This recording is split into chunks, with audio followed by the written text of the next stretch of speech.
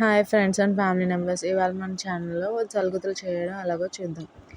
మేము తవ్వతో కొలుసుకుంటున్నాం. మామూలుగా నేను అర కేజీ లెక్కన చెప్తాను.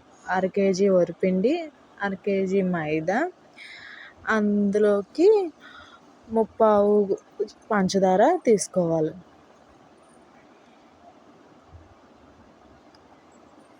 దీనికి కూడా వాటర్ పోసి బాగా కలుపుకోవాలి.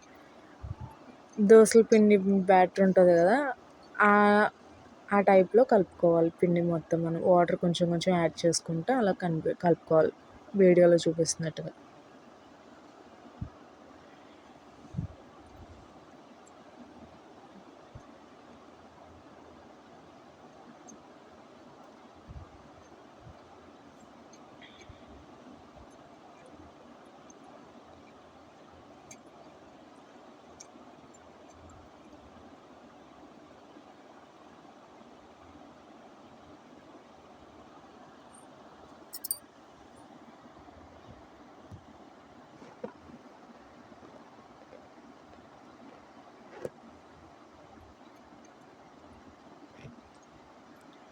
ఇలాగ నానబెట్టుకున్న పిండిని ఒక గంట సేపు నాననివ్వాలి.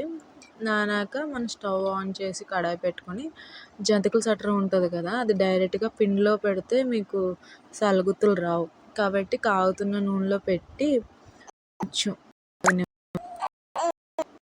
మనం ముందు ఇలా ఆడుకున్న బ్యాటర్ ఉందిగా, అందులో కొంచెం వాటర్ వేసి మళ్ళీ కలుపుకోవాలి బాగా.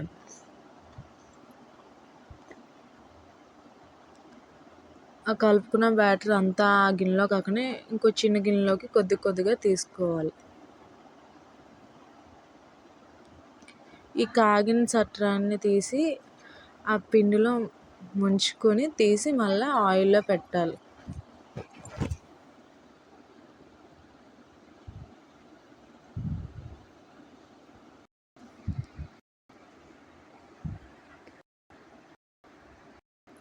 చట్రం నుంచి సలుగుతులు రావు ఎక్కుతోని మధ్యలోని ఎడ్జెస్లోని సలుగుతుని కొంచెం కిందకి లాగితే చట్రం నుంచి ఊడి ఆయిల్లోకి వచ్చేస్తాయి.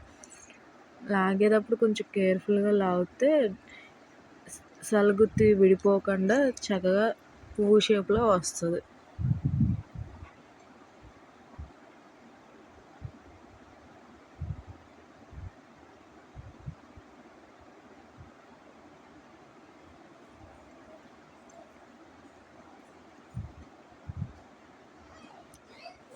ఇలా రెడ్ కలర్ వచ్చేంత వరకు డీప్ ఫ్రై చేసుకోవాలి.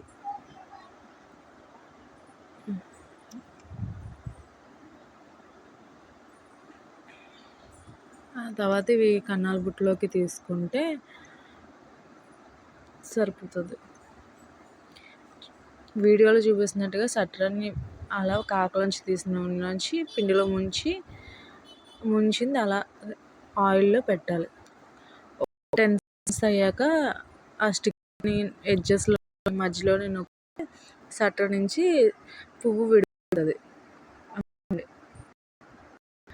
తర్వాత ఒక పేపర్ వేసి సలుగుతూ పెట్టుకొని స్టోర్ చేసుకోవాలి. గాలి పెట్టుకోవాలి, గాలి మెత్తబడిపోతాయి. అంతే, మన క్రిస్పీ సలుగుతులు రెడీ.